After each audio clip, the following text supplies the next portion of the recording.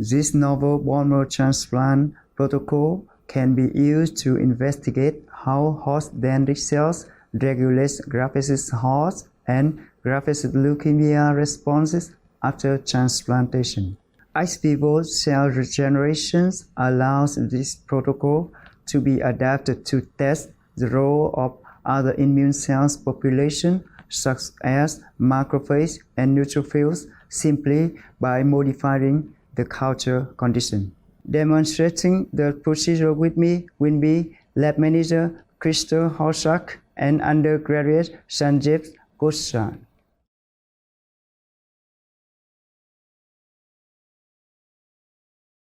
For donor T-cell depleted C57 Black 6 bone marrow preparation, harvest the femur and tibia according to standard protocols from euthanized donor mice, and transfer the bones into a 92 mm diameter petri dish containing 1% rPMI medium.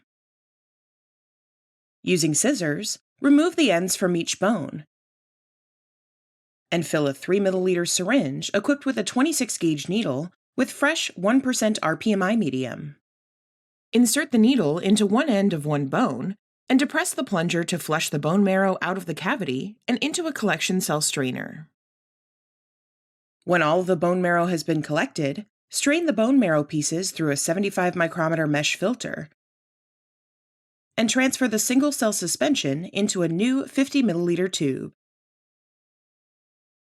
Sediment the cells by centrifugation and resuspend the pellet at a 20 × 10 to the 6 cells per milliliter concentration in PBS supplemented with 0.5